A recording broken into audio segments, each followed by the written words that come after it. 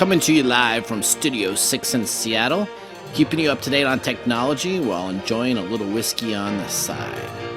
With leading edge topics, along with special co-hosts to navigate technology in a segmented, stylized radio program. The information that's going to make you go, Now sit back, raise a glass, and welcome to TechTime Radio with your host, Nathan Mumm. Welcome to TechTime Radio. I'm your host, Nathan Mumm. We got Mike Gorday here. We're on episode 14 for September 13th through the 19th, 2020, and I'm excited to be here on remote location again. No, you're not. So Mike and I had a great time last week. We were at this preschool in Marysville, and I didn't give out the website address, and the lady got mad at me for that. So I want to make sure if you want to find out anything about preschools in the Marysville area of Washington State, it's MarysvillePreK.com. You can go check out their site. I think they have virtual tours, a bunch of stuff you can do, and you can see exactly where we filmed up against the wall. Nice setup, everything was there. And today we are at a bookstore in Linwood that we came to, and we was like, this will be fantastic. We'll meet some guests, we'll meet some friends, and we're in we're in a storeroom. We're in the back room, and we're in the little office room. It's hot. It's about 100 degrees, but we're excited to be here. And so, so what happens is when one thing goes really well, you just think that like every remote location will be fantastic. Yeah, this might be our last remote location. It might be, yeah. Okay, so today's episode, we're going to be talking about GrubHub, Postmates, DoorDash, and of course, UberEats. We're going to all be talking about ordering items for delivery services and how some people sometimes get the runarounds and their order processing doesn't always work the way that they want them to. So we're going to go through and actually explain that to them. Mike and I were actually undercover, so we took a little undercover boss scenario where we went on out and we're undercover, and so I did UberEats and GrubHub, and I think you did UberEats and DoorDash. So we're going to compare those kind of large services of delivery and what to expect and how you as a consumer can improve 5 key items so that you can get your delivery service faster than anybody else and without it having any extra special sauce or anything in there from a delivery driver that gets upset. So, or somebody eats your food. That's right. So we are going to be talking about our segment of Protect Yourself Today and our top stories in 5 minutes. And we have our whiskey tasting that we give a thumbs up, thumbs down to at the end of the show. And today we have our Templeton Prohibition Era Recipe Rye. What's that? Well, that's appropriate. We're in a speakeasy. So we are kind of a little. We're in this tiny little room. We're in the back room.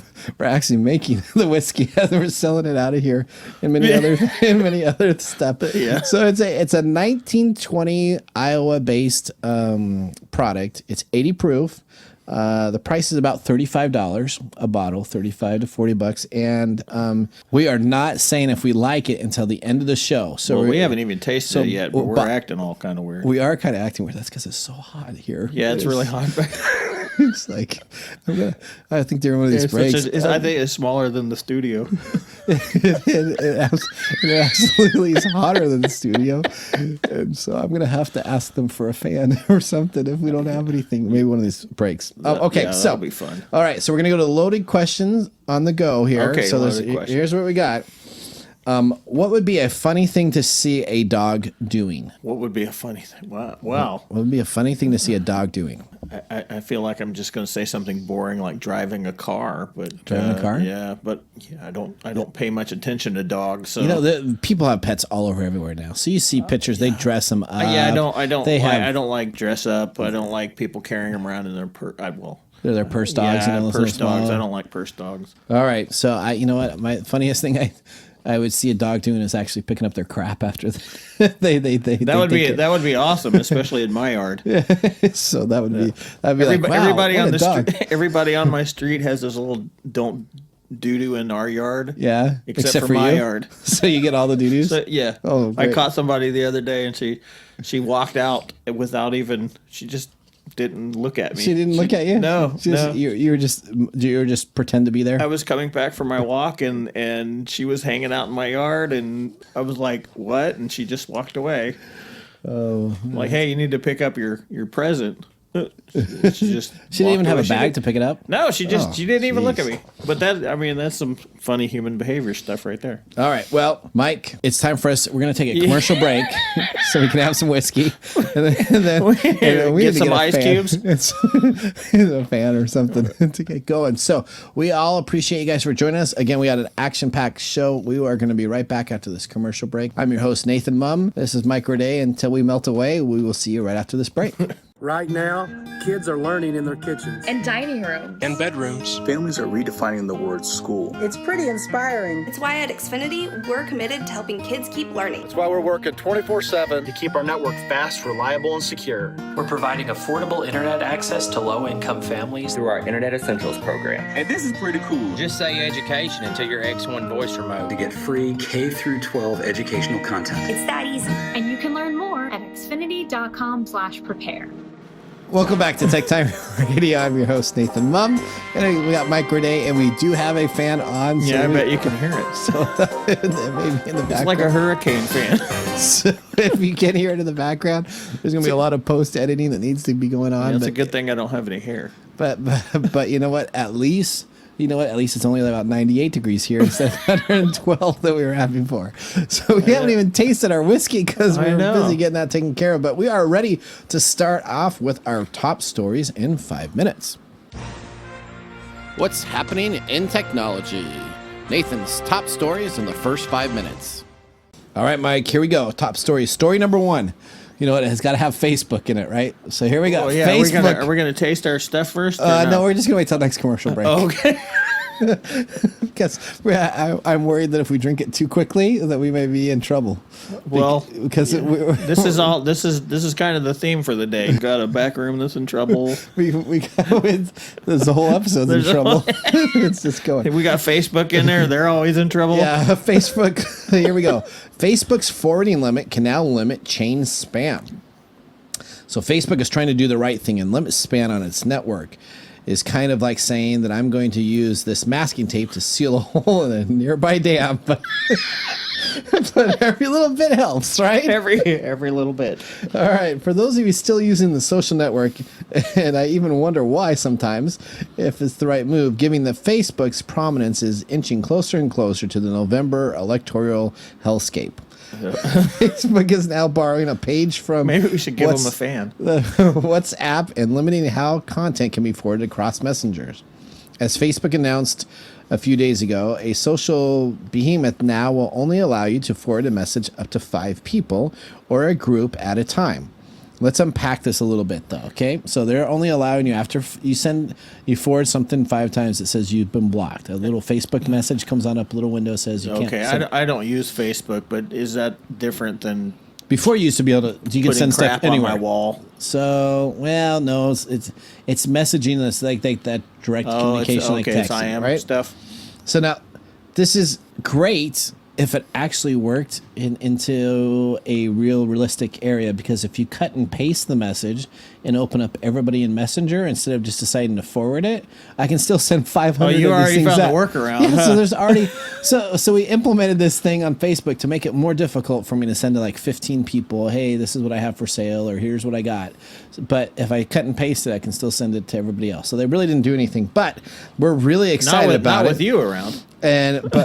So they have limited the limit, again, only applies to those forwarding a feature in Messenger of content. So you have to be in the Facebook Messenger app, and you're not allowed to forward it. So the fact that I never use the Messenger or forward stuff from the Messenger really has no bearing on that. You can still cut and paste, and so your Facebook. wall and everything that's still there will still always be there. So that's not okay. going to. That's where I find all the crap I don't like to watch anyway. Is that on my feed? Well, limiting forwarding is an effective way to slow the spread of viral misinformation, Facebook says, and harmful content that has potential to cause real-world harm. Well, yeah, wait till France gets a hold of that. So they've already paid off, France. Yeah, that's right. That's right, on a previous episode. So Facebook is, of course, our favorite company, besides them and Amazon. I mean, those are always good news. You can just Google any one of those companies, and you're going to have a story to read about. Yeah, we're always picking on them. So here we go. Story number 2. This is just perfect. This isn't really necessarily a technology thing, but it is kind of a technology to do evaluation. Results are in from the Sturgis motorcycle rally. And guess what? It was decided that it was a COVID super spreading, costing billions. Wow. Did they really even need to do a study? So the gigantic Sturgis motorcycle rally this year was thought to be a bad idea, but now scientific study proved it was a bad idea. To affirm that the worst case scenario, an event that appears to be accountable for over 250,000 cases of COVID-19 at a public cost of $12 billion. How about that? How about the motorcyclists? Huh?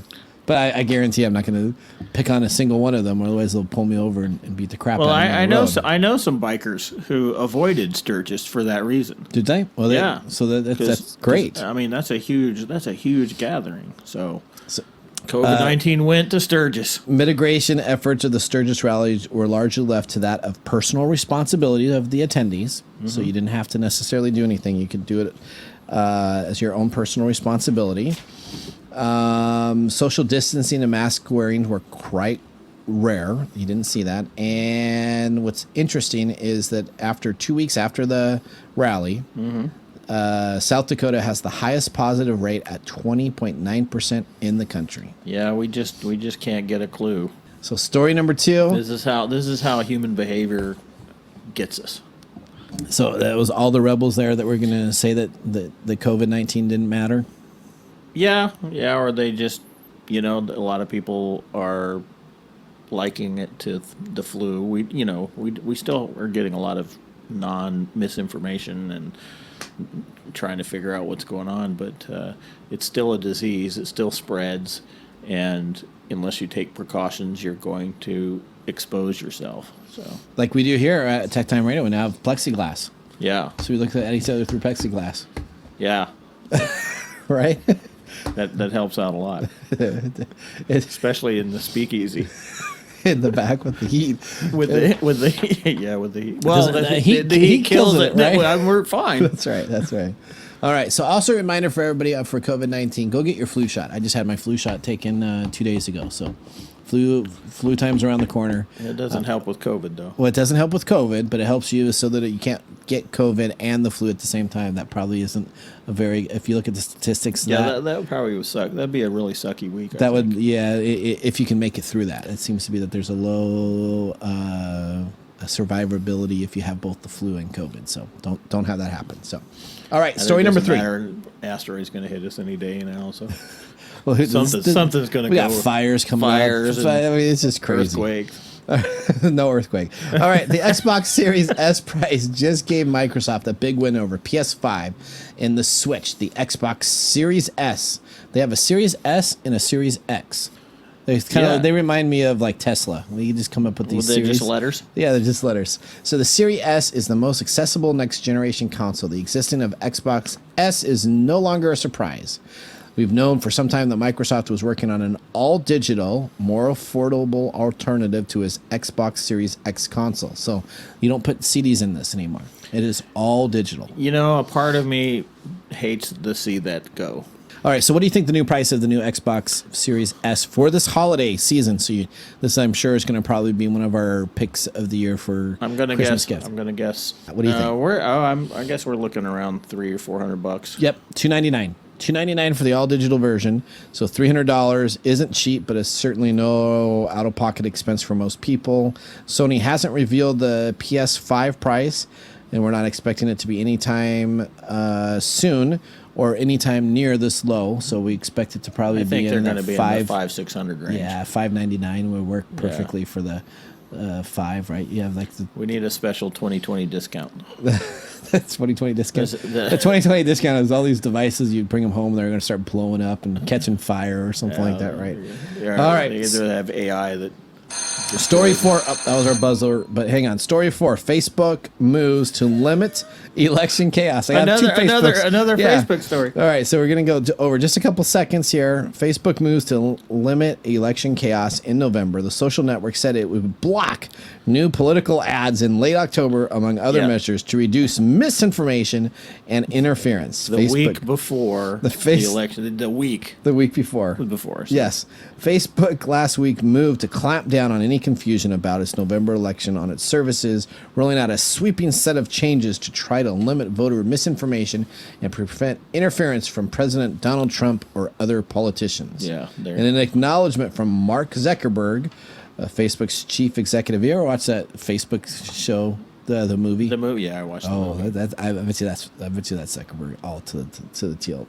Wrote in a post on Thursday that the division in the United States and the protests of taking days or weeks to finalize election results could lead to an increased risk of civil unrest across the country. Yeah, and he thinks way to stoke the fire, buddy. And he thinks a whole week is going to help that out. All right, so we didn't get to story number 5, which is about Microsoft may release $500 and $600 Surface laptop, but we do have that information available on TechTime Radio, so you can go and take a look at that. That is segment number 1. When we come on back, we are going to be talking about our positive. We need to take a drink of our whiskey. Protect ourselves today, and we are going to take a little bit of our whiskey during the commercial break and some as we come on back out. So I'm Nathan Mumm. We got Mike Gorday here. We're at TechTime Radio. Again, you can always visit us at techtimeradio.com. We'll see you after this break. New Advil Dual Action with acetaminophen fights pain in 2 ways. Advil targets pain at the source, while acetaminophen blocks pain signals. The future of pain relief is here. New Advil Dual Action. Welcome to TechTime Radio. I'm your host, Nathan Mumm. What a break. Okay, we need to sip some whiskey. Yeah, I think so. Or maybe we need to do some shots instead.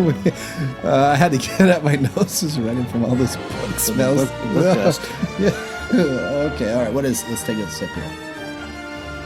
That's a different taste. Yeah, that is a different taste. It's very different than any other. I'm not going to say anything because I still got to maintain that suspense, right? we maintain the suspense. You can't just like all alcohol and just say, "Oh, it's all great." No, we've had some pretty nasty ones. Yeah, this is different though. There's a sharp taste that is unique, but I didn't have any burn. Did you have any burn? No. So that was okay. All right, here we go. Protect yourselves today. The episodes where we talk about all positive aspects to cyber crimes, breaches, ransomware payouts. The depressing part of the show. That is. You know, we've been asked, we're thinking about doing it. We're going to be talking about cryptocurrencies coming on up. We're going to add another segment to our show that we're going to do almost every week and talk about a new cryptocurrency. So that will be interesting.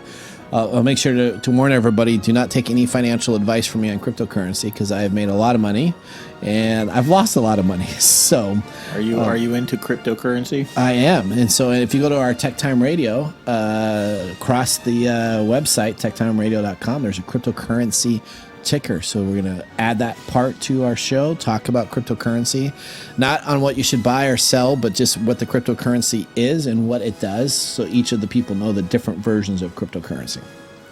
All right, but let's get back into our cyber crimes, our payouts, our ransomwares, everything great. All right, so we got a 5-minute rundown that starts right now. Protect yourself today. Story number 1. All right. Protect yourself today. Equifax. What's changed since the 2017 mega breach? 3 years ago, consumer credit reported firm Equifax suffered a massive data breach. But since then, the company officials say they have worked tirelessly to address the shortcomings that have allowed the breach to occur. I really trust them. Yeah, that's exactly what I said too. Let's give them a report. Okay, Equifax current CISO, so that's their security guy. I'm sure he probably wasn't there before. Took on the job in February 2018, so no, he was not there. He was hired afterwards for 3 years. He replaced the guy that I fired. I can do my math really quickly, which was 5 months after the company issued its first public breach notification. Since then, multiple investigations have produced recommendations that security experts say don't just apply to Equifax, but could also be served as a lesson for many different organizations. But Equifax was far by the bystander of its own recovery. Above all, 3 initiatives have been key to addressing both the cultural and infrastructural issues that had opened the door at the security incident. Faresha said Information Security Media Group in a wide-range interview recapping lessons that the company has learned since 2017. Specifically, he says, Equifax's most important post-breach initiative includes improving system monitoring. Number 2, enhancing the security team's communication with the C-suite. So that's all pretty words. So that means that they send reports to the C-suite now. Oh, good. Changing the corporate Does culture. The C-suite read them? C-suites are C-suites. Changing the corporate culture by getting employees to recognize the importance of cybersecurity. Well, that's what happens when you have a breach. I think everybody should know that it's probably important by then. Yeah, and tell them not to open up. Don't click on those links on the email phishing scams. Correct. And improving system monitoring. Yeah, okay. So, addressing these... That means a lot to a guy like me. Yeah. Well, system monitoring, I don't know what improve. Maybe implementing. Implementing would probably be too big of a word. It's just some guy looking at a screen monitoring it. That's right. Addressing these, though, the concepts have ensured the consistency and continuous real-time monitoring to not only include coverage, but effectively every single one of our controls in cloud space. And so if someone does configure a firewall or whatever, we really see what can be proactively done to prevent that from being able to be executed. Okay. Yeah, maybe they should talk to GitHub. No, that's where all the pharmaceuticals put their stuff. All right. Yeah. So if you want to find out more information about the positive news of Equifax, that's why we're covering it. That's positive. Yeah, it is positive. TechTimeRadio.com, and you can take a look at that. All right. Story number 2. Contactless payment card flaws facilities PIN bypass. Contactless cards from Visa and others are at risk. No way. This is a great thing. Visa knows that this is happening, but they refuse to acknowledge it during this whole thing. So here's what we're going to go through. That's way to go, Visa. Yeah, way to go, Visa. I wish they could do everything. Remember back when they had the American Express was accepted everywhere? Yeah. Back when Jerry Seinfeld was on TV and they used to accept everything. Yeah, now nobody does though, so now you're stuck with Visa. A critical flaw in how contactless cards from Visa and potentially other issuers have implemented the EMV protocol that can be abused to launch a PIN bypass attack, researchers warn. But Visa says the exploits would be impractical for fraudsters to employ in real-world attacks. So that was their one response. Visa says this is what we're going to talk about here is unrealistic. So okay. A team of security researchers from the Department of Computer Science at Zurich's Swiss Federal Institute of Technology, they're kind of like the MIT of Switzerland, says that the EuroPay, MasterCard, and Visa protocols used for contactless payment cards can be exploited by hackers to bypass using the PIN code. More than 9 billion EMV cards have been issued worldwide as of December 2019. More than 80% of all cards present transactions globally use the EMV, reaching up to 98% of all European countries. There are 6 EMV contactless protocols, and each of them correspond to one card or brand: MasterCard, Visa, American Express, JCP, Discovery, and UnionPay. The researcher says that in a post to GitHub that details their research, our PIN bypass attack applies to Visa protocol only and possibly the Discover card and UnionPay, but they have not tested it in practicality. Not all contactless cards, however, offer the ability to use a PIN. In the U.S., for example, most EMV cards, even with contactless capabilities, do not use PIN to protect transactions, which security experts say is much more secure approach, but instead to rely on cashiers to verify signatures. So it's better to not have a PIN. That makes sense. So I'm going to set up a system protection, and it's better to not have the double protection. No. I had a guy that I worked with, and he was really into the NFC stuff, and he literally put NFC pins, little diodes, into his arms, and and what he could do is he could actually take a reader, mimic somebody else's pin, have it in his hand, and essentially it would open doors and we get access to a bunch of stuff. So this is really not that far-fetched for someone to be able to carry out an attack. The researchers notified Visa about the flaws. Officials at the card brand said they were aware of the research but saw the flaws posing little or any real threat to cardholders. Yeah. So they essentially gave them... They're going to be in our next Facebook one. They will be on our next... They'll be our next Facebook. That's correct. So that is... Because we'll find out in 3 to 6 months that, data breach. That's it. So our time is up. And we got through 3 stories there. We're going to take a break. We'll be right back here after our commercials. Your business deserves the same expertise as that of a Fortune 500 company. If you need a CIO-level service, why hire a full-time staff member at $250,000 a year when you can get this on-demand service for fractions of the cost? As your CIO on demand, we'll give you the steps you need to take so as to minimize interruption to your business and profitability, and provide you and your business with training and education to prevent future attacks. To get an efficiency review for your business today, contact us at www.ee-services.com. Welcome back to TechTime Radio. I'm your host, Nathan Mumm. I'm Mike Gorday. We have our next whiskey tasting here. Does yours have a little bit of a burnt taste on that whiskey? Yeah. Still smells like apple juice. You think it smells like? I don't know. Maybe it's the smell of the storage room back at the speakeasy. the speakeasy. We're coming to you from a speakeasy with our illegal prohibition whiskey rye in the back corner. Yeah, that smells like apple juice. Do you know what? Just think about that. Do you understand that the United States outlawed alcohol? Yes, I do. That's an attempt to legalize morality. That's what the heck was that? What is somebody thinking about it? I mean, you can buy now marijuana. We live in the state of Washington. You can buy marijuana like every corner store. Well, that's an example of somebody, a group of people trying to legalize morality. Yeah. Which in turn created our vast underground system of organized crime. That came from Italy and yeah. But you know what? It wouldn't be a really good Boardwalk Empire show if you've ever watched that. You know, you couldn't watch that if there wasn't no prohibition. No, that's how that stuff all started. That's right. All right, Mike. So, well, we are getting into our next segment, which is our Technology Insider. Welcome to Technology Insider. Get the inside information directly from the source. Mike, our Technology Insider today, we've got a great topic that we're talking about: delivery food service vendors and how us as a customer can make the experience better for the restaurants and the food delivery drivers in technology.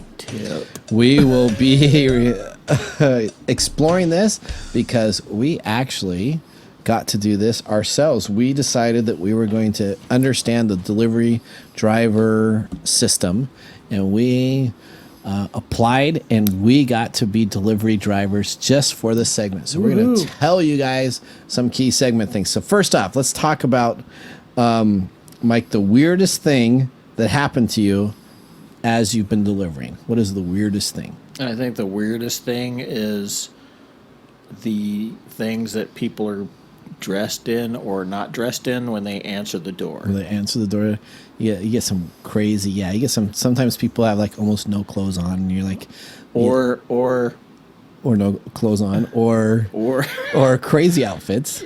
Crazy outfits. Yeah, so I'd say I had the crazy outfit. What was that? Well, it was probably a 40-year-old woman dressed in feety pajamas and had her hair in pigtails, and it seemed a little sketchy to me. So sketchy. Let's first talk about what is the process it takes to be a delivery driver. So the process, my process was that I filled out an application on UberEats first. So I did UberEats. I filled out an application, and they ran a background check. So they did a background check. I put my name, my social security number in. So did DoorDash. And so did DoorDash. GrubHub did not. So GrubHub's a little bit different. So essentially, my application to GrubHub, which I know they kind of pay a little bit more, and they're a little bit of higher end on some of the restaurants, I had to actually say that I had applied at UberEats and wanted to leave UberEats, and then they were all into me. But when I just tried to apply by myself, then they had no interest of that. But it was just a criminal background check, and literally within 24 hours, I was able to be an UberEats driver with no training. I think it took me 2 days. 2 days? To get approval to drive for DoorDash. UberEats was pretty quick. Pretty quick. Yeah. And now GrubHub was much difficult. So I tried to, again, apply for that and see what would happen. And again, not until I said that I was an UberEats driver, I figured, because I saw some articles that they were big competitors, that kind of just put it over the top. Okay. So no training. Uber sent me some videos that I could watch. So I could watch some videos about how to deliver items. GrubHub gave me a little bit of a video introduction too, but it was very basic. How about Yeah, I think DoorDash had some training videos. This is how you work the app. This is how you do this. And then you're good to go. Yeah, and then you're good to go. And then you're good to go. So not a whole lot of areas. Now, let's talk about each of the applications. So as a driver, you get a different application.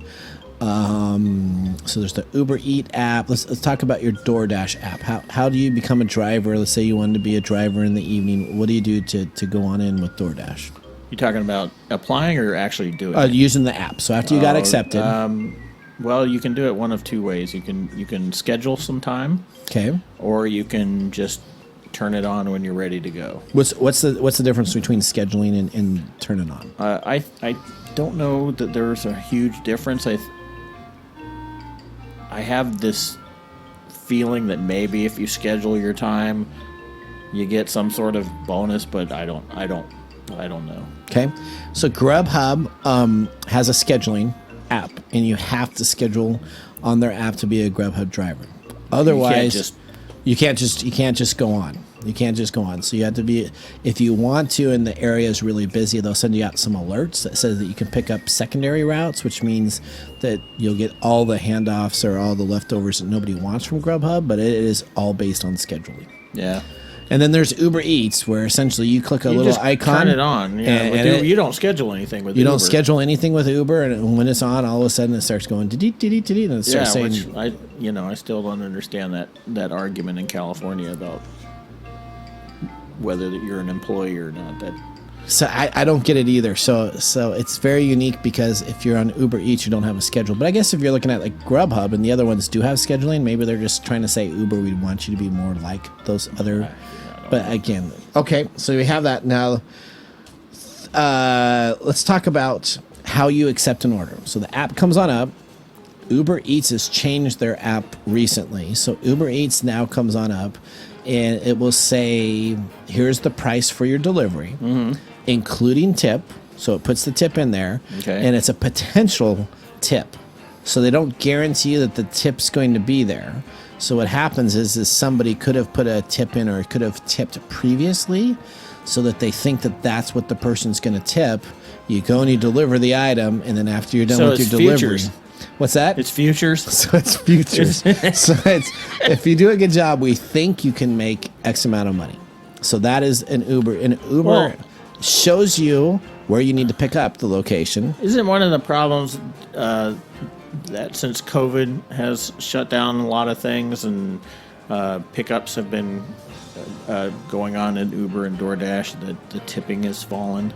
So tipping is falling, and let me just tell you, UberEats is not the platform to use anymore. So UberEats was supposedly like this great platform that people would talk about, and it absolutely is nowhere near the ability that used to be there. It's now totally GrubHub or another area. Yeah, my feeling on that is, I think that since we're using those services more, we're thinking of them as more as mainstream services.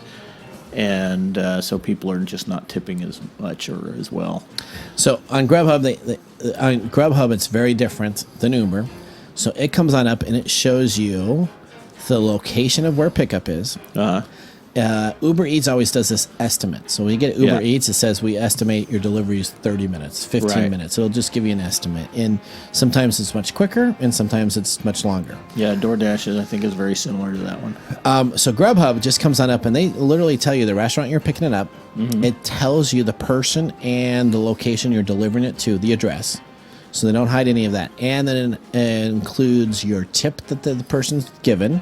It includes what the delivery cost would be in fees, and so their standard tips can be anywhere between $15, $18, $19, $20 for a trip with tip all combined together. Yeah, I think that's one of the problems I found between DoorDash and Uber is that DoorDash, I don't think readily alerts you to where you're going after you pick the food up. So you have to pick the food up before you figure out where you're going, and it could be some god-awful place. Yeah.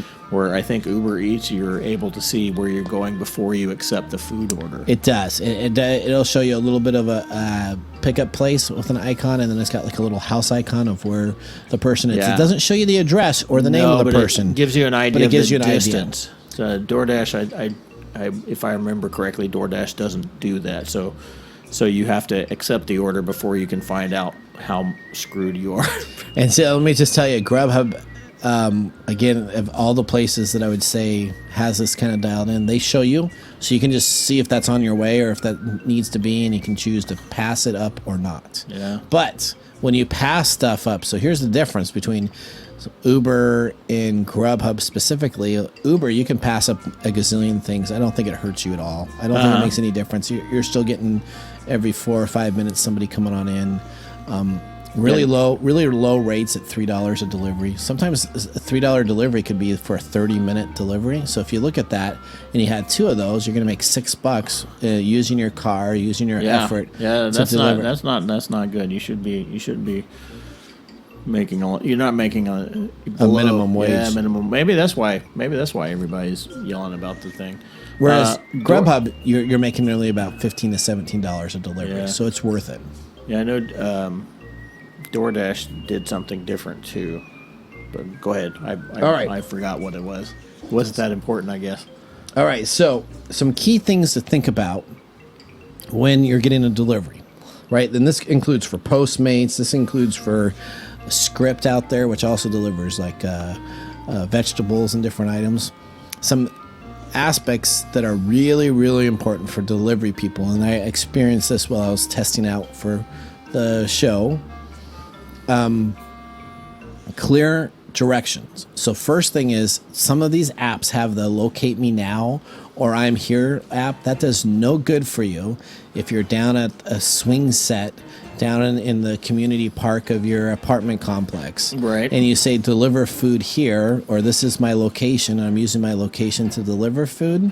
Because when it comes on up for the driver, they're going to try to deliver food to when you said use my location. So number one thing is you have to put in an address. Don't be using the Find Me Now, because I have gotten lost where people said, oh no, I'm actually at X, Y, and Z area. Thanks for trying to reach me, when I spent 5 or 6 minutes trying to find out where their location was because they used the app. So that would be very important. Number 2 thing is understand that delivery drivers don't really have a whole lot of information that you're really getting from Uber or GrubHub or DoorDash. They're not really helping the delivery drivers as an employee per se. They're saying, here you go, pick up food, deliver food to here. So really, your delivery driver is trying to do the best customer service for you, the customer, than they are for the company. And I've had some people where I would drop off something and they said, okay, there you go, Uber will take care of you, blah, blah, blah will take care of you. And that's really not the case. They just provide the technology to enable you to pick up food and have it delivered.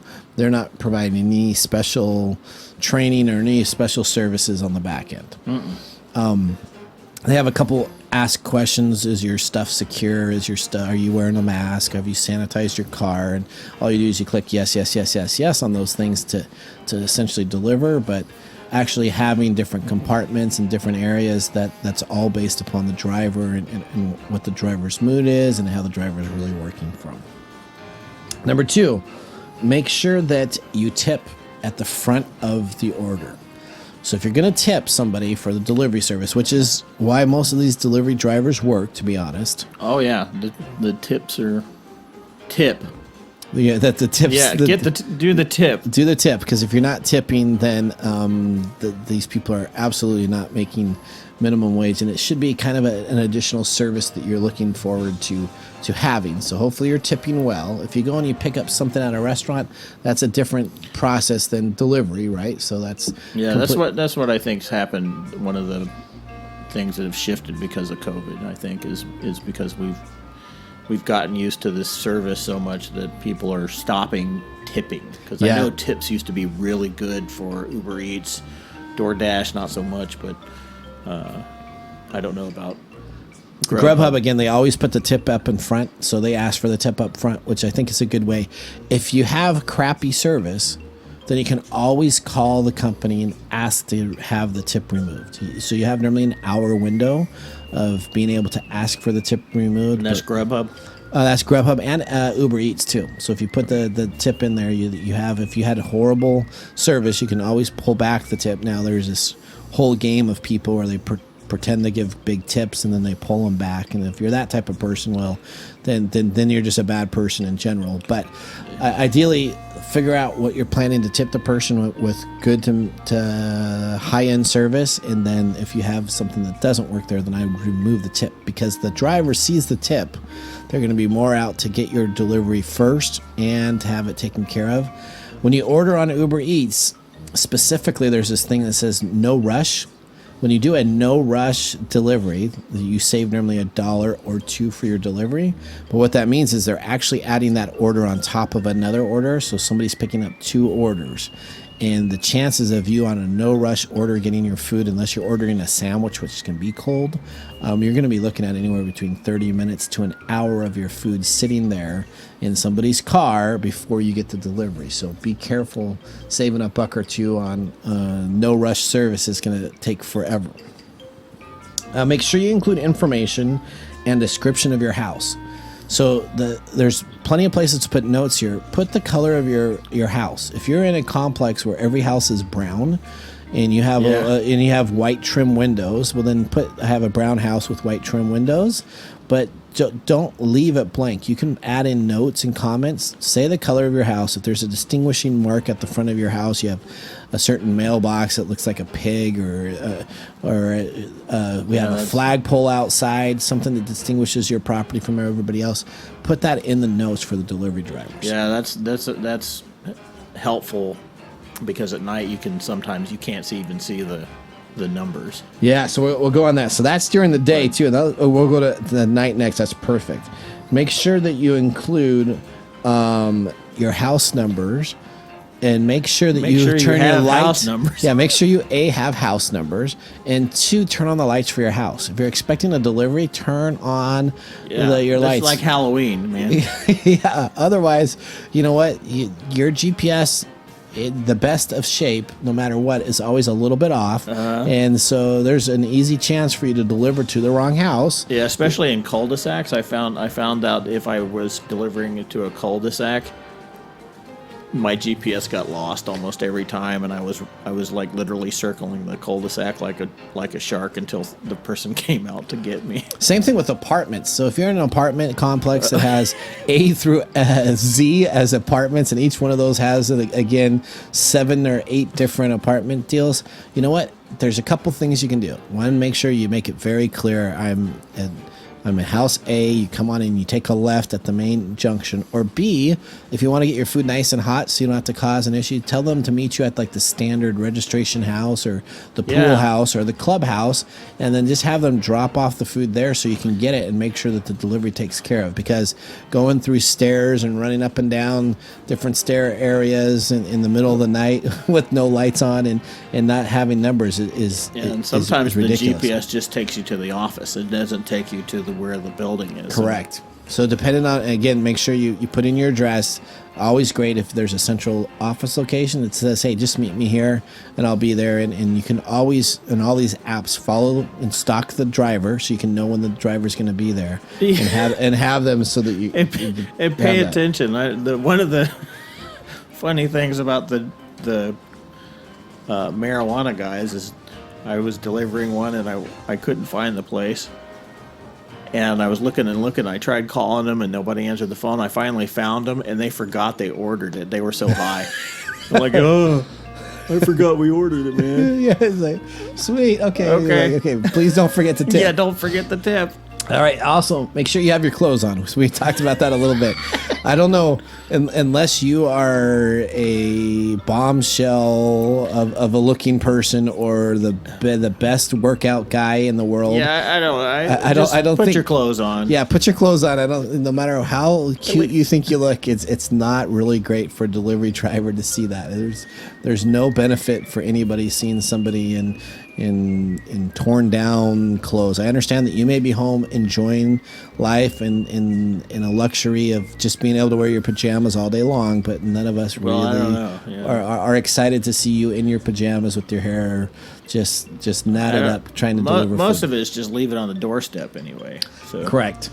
Make sure your address is clearly marked from the road. That's another thing. So if you don't have a mailbox, again, if you don't have information, include details for your delivery driver, and make sure that you can see it from the road. Think of if you as a delivery driver are taking care of this. If your house numbers are behind a bush in your front yard that no one can see, that's going to make that driver have to get out of their car or move around, and it just takes a lot of time, and they get very frustrated at that. Yeah. And include positive notes if you want to be really nice. In those notes sections, you can say, thank you very much for delivering our food. We really appreciate it. Anything encouraging as you're reading those notes is great, because that will make the driver pay more attention to you as the client of where you have things going. Yep. And understand that all these drivers make it possible during COVID-19 for you to get your food. Yes. So unless you want to go out and get it yourself, they take a lot of precautions. I know when I did this, I actually had my back compartment of my car with a cooler in it that I would put the food in for people, so that when I was delivering that, you have a heated cooler. It was a heated cooler. Yeah, you're correct. You have a heated cooler. So we had some heated coolers and some cool coolers, and so I stuck a heated cooler in there to see if it made any difference for tips. Not a single difference. But if they would know that the actual work was put into time to have that taken care of, a lot of these drivers that do drive for these services spend time decking out their cars to provide you a better delivery service. I know some people that during ice cream times, they even put dry ice in. I mean, that's an expense that has to be accounted for, that the driver has to keep your ice cream cold. The dumbest thing to ever do from a delivery service is to order ice cream. I don't get it. Why people do I that. delivered some. Did you deliver it? Yeah, a few times. So I did a couple Dairy Queen and some Blizzards and a couple of those. I did Cold Stone and Baskin Robbins. A lot of people were. Did the ice cream ever show up completely cold? Or was it melted by the time you got there? No, I wouldn't know. It's fine. From Baskin Robbins, they always got pints. They always got. They got the pints. Okay, that's a smart idea. I never delivered a cone. You never delivered. Okay, I think that would be stupid. Okay, but I delivered a fruit smoothie. A single fruit smoothie. That was somebody who really just needed a smoothie. Just needed a smoothie for the day. Yeah. All right. So what we did during this time, testing out all these services, is I will say, for a driver, I would say probably GrubHub is number one. So if you want to get probably the highest quality of food delivered with the highest attention of care, it's going to be GrubHub, because if you're not scheduled delivery service, you can't get anything. So the scheduled drivers are the ones that get there.